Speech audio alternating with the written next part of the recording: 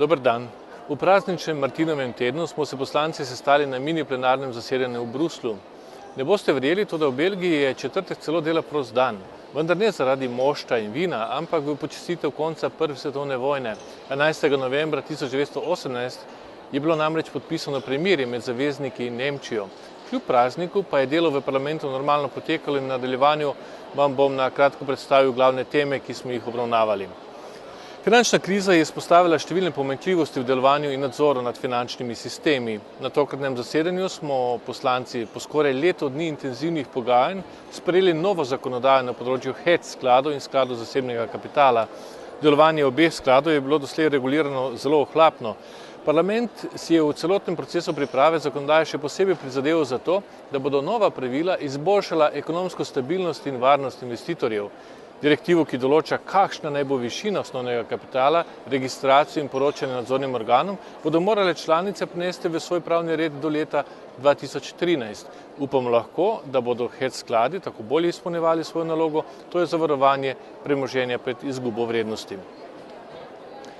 Na finančno in ekonomsko krizo pa se Evropska unija in države članice niso odzvale le s spremembo predpisov, temveč tudi s precejšnjimi finančnimi vložki.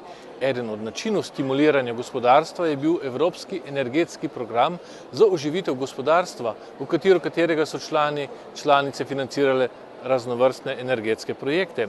V letošnjem letu je ostalo neporabljeno približno 146 milijonov evrov in z dopolnitvijo zakonodaje bo mogoče ta sredstva porabiti tudi za projekte namenjene izboljšanju energetske učinkovitosti in projektom z področja obnovljivih virov energije.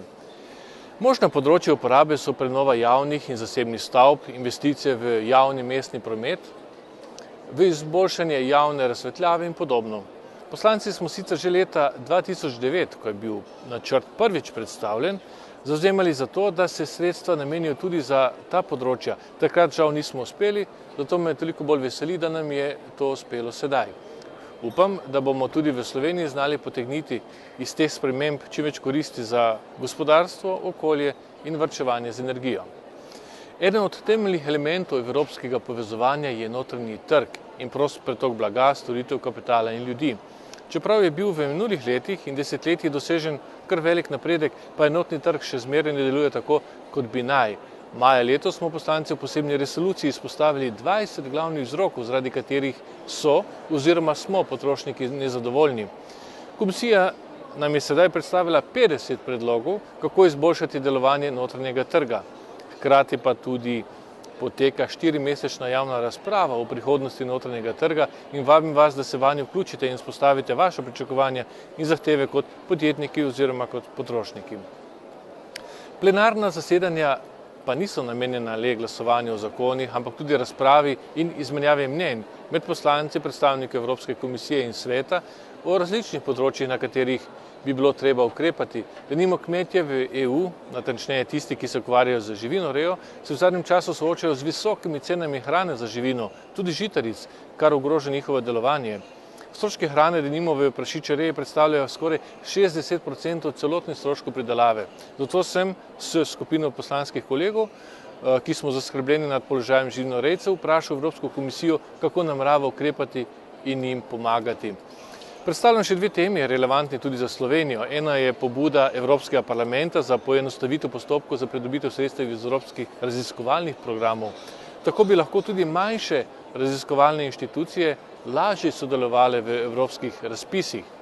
Druga tema se dotika medgeneracijske solidarnosti in predlaga pristope za povečanje zaposlenih mladih in starejših. Dejstvo je, da se Evropa stara in da bo treba delati dlje. Vendar pa bo daljšanje delovne dobe težko doseči brez dodatnih spodbud za delojemalce in delodajalce, pa tudi zaposlovali tudi starejše delavce. Pri skrbi za starejše pa ne smemo pozabiti na mlade. Poslanci predlagamo poseben program za mlade, po kateri bi vsakemu mlademu človeku, ki je brezposeln, več kot 4 mesece, bilo ponujeno bodisi delo, praksa ali dostop do izobraževanja. Tokratni pregled zaključujem na področju mednarodnega sodelovanja, kjer je Evropska unija pomemben igralec in prav je, da tako tudi ostane. V prihodnjih dneh bosta dve pomembni mednarodni srečanji. 20. novembra bo v Lizboni potekalo srečanje na vrhu med Evropsko unijo in ZDA. V posebni resoluciji smo poslanci izpostavili stališča do odprtih vprašanj, kot so denimo varstvo osebnih podatkov in uvedba potovalne pristojbine. 1. decembra pa se bo v Kazahstanu odvijalo srečanje Organizacije varnosti in sodelovanja v Evropi. Z visoko zunanjo predstavnico EU Catherine Ashton smo razpravljali o tem, kako bi lahko Evropska unija prispevala k krepitvi vloge in moči te organizacije. Hvala lepa za vašo pozornost in lep pozdrav iz Bruslja.